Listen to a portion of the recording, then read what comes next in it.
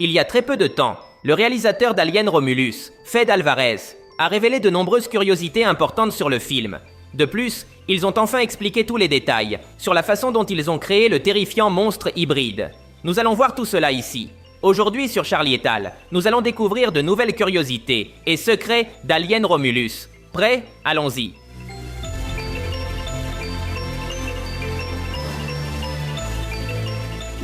Comment ont-ils créé le monstrueux alien hybride?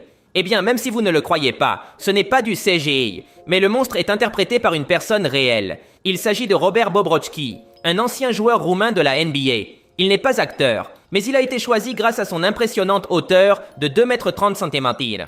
L'équipe de maquillage a fait un travail impressionnant pour créer des prothèses réalistes et ainsi lui donner l'apparence d'un monstre. Cette curiosité nous rappelle le légendaire film Alien de 1979. À l'époque, Ridley Scott voulait également quelqu'un de réel, à l'intérieur d'un xénomorphe. C'est pourquoi il a choisi Bolaji Badejo, un jeune Nigérian qui n'était pas non plus acteur, mais il mesurait 2 mètres de haut et avait des jambes très longues. Sa taille était parfaite pour interpréter le premier xénomorphe de l'histoire. L'histoire se répète. Dans la scène où l'on découvre le groupe de protagonistes, on peut remarquer qu'à côté de cet ordinateur, il y a le fanion d'une équipe de football. Ce fanion est celui du Club Atlético Peñarol d'Uruguay. Rappelons que le réalisateur du film, Fede Alvarez, est originaire d'Uruguay et est un grand fan de cette équipe. En fait, c'est une habitude pour lui de placer le fanion de Peñarol dans tous ses films. Par exemple, on peut le voir ici dans Evil Dead de 2013. Le film nous présente Kay, une jeune fille enceinte, mais on ne nous dit jamais qui est le père. Eh bien, nous avons maintenant la réponse. Le réalisateur du film lui-même, Fede Alvarez, a clarifié la question dans un post sur Reddit. Selon ses propos, le père du bébé serait Bjorn, le cousin de Kay. En fait, dans le film, on peut voir qu'avant la mort de Bjorn, les deux personnages partagent un moment un peu tendre. Il n'est pas clair quelle était l'intention de cette décision, mais c'est sans doute curieux. En complément de la curiosité précédente, le réalisateur Fede Alvarez a été expulsé de Reddit après avoir révélé le secret de Kay. Selon la plateforme, son crime était de se faire passer pour lui-même. Autrement dit, personne ne croyait que le véritable Fede Alvarez était celui qui avait commenté sur Reddit, et ils l'ont traité comme un imposteur. C'est un malentendu amusant, et je ne l'invente pas. Sur le compte X de Fede Alvarez, il a lui-même écrit un post en se moquant de la situation. Après cette publication, les modérateurs de Reddit l'ont réintégré, et selon eux, Fede a eu une conversation amicale avec eux.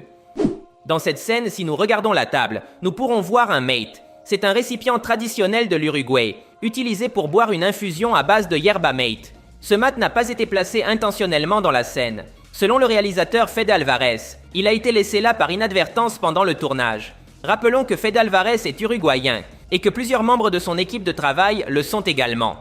Il n'est donc pas surprenant que quelqu'un ait bu du mate pendant le tournage. Lorsque les protagonistes explorent silencieusement la pièce remplie de facehuggers, ils sont soudainement surpris par un cadavre. Mais ce n'est pas le visage de n'importe qui. C'est le réalisateur du film lui-même, Fede Alvarez, qui fait une petite apparition dans son propre film. D'ailleurs, voici une photo que Fede Alvarez a prise avec le mannequin utilisé pour son cadavre. Dans le film, nous pouvons remarquer que la protagoniste Rain porte des chaussures très particulières. Elles sont de la marque Reebok et font référence à l'iconique film Aliens de 1986. Dans ce film, la protagoniste Ellen Ripley portait les mêmes chaussures. C'est une curiosité intéressante, mais c'est aussi une campagne de marketing évidente de Reebok, car avant même la sortie du film, la société avait annoncé qu'elle relancerait ses chaussures à la vente, et elles sont actuellement disponibles à l'achat sur la boutique officielle. À la moitié du film, les protagonistes entrent dans une pièce remplie de facehuggers. Ces créatures sont aveugles, donc les protagonistes pouvaient les éviter, en se déplaçant en silence total, sans faire aucun bruit. Cette scène silencieuse fait référence au film Don't Breathe de 2016. Ce film a également été réalisé par Fede Alvarez et racontait l'histoire d'adolescents essayant de cambrioler un homme aveugle. Et pour se cacher de lui, ils devaient se déplacer sans faire de bruit. Quelque chose de similaire à la scène avec les facehuggers.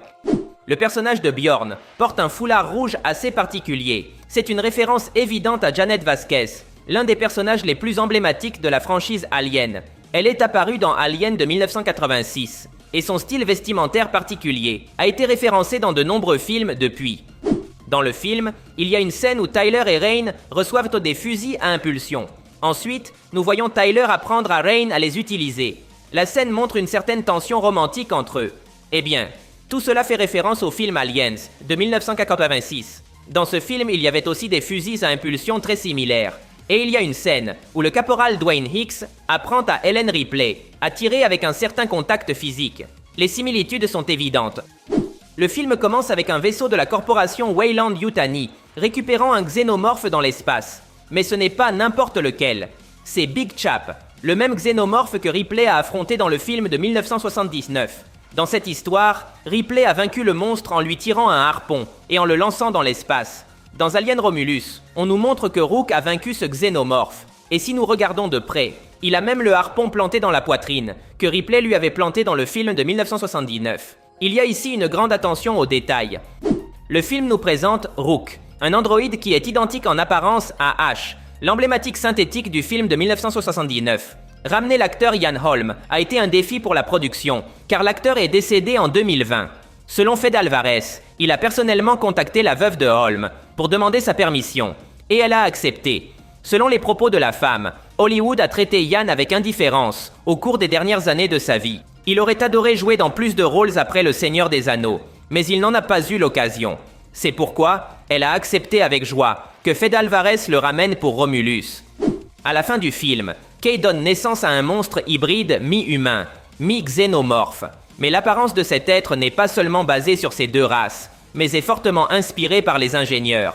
Ces êtres sont des créatures ancestrales qui ont été présentées dans le film Prometheus de 2012. Ils ressemblaient aux humains, mais mesuraient 3 mètres de haut. C'est pourquoi le monstre est si impressionnant, et la scène le montre clairement. Mais pourquoi ressemble-t-il à un ingénieur? Selon Fede Alvarez, Kay a ingéré le liquide noir, et c'est la racine de toute vie dans l'univers. Clairement, les ingénieurs sont également issus de cette racine de vie. Pour lui, il était donc tout à fait logique que l'hybride ait cette apparence. Le liquide noir connecte l'ADN des ingénieurs avec celui des humains et des xénomorphes. Que signifie le titre Alien Romulus? Selon le réalisateur du film, Fede Alvarez, il est basé sur le mythe de Romulus et Rémus. Ce mythe raconte comment 2 frères jumeaux voulaient fonder Rome, mais ils ne se sont pas mis d'accord sur l'endroit où le faire. Ils ont donc fondé 2 villes.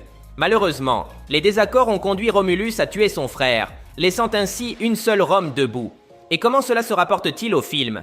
Eh bien, le film travaille beaucoup avec l'idée de fraternité et de désaccord. Nous pouvons voir cela dans les personnages de Rain et Andy, qui sont des frères avec des perspectives qui s'opposent que dans l'histoire. De plus, la corporation Weyland-Yutani a toujours été symboliquement connectée à l'Empire romain dans les films. Dans Alien Romulus, nous avons une station spatiale, composée de 2 modules interconnectés. L'un s'appelle Remus et l'autre Romulus, tout comme les frères dans le mythe. Mais bon, c'est tout pour aujourd'hui. Si tu as aimé la vidéo, cela m'aiderait énormément si tu me laissais un like. Ce serait légendaire. De plus, n'oublie pas de t'abonner car je posterai plus de vidéos sur tes séries et films préférés. Merci de m'avoir écouté. Mon nom est Charlie et nous nous verrons à l'avenir.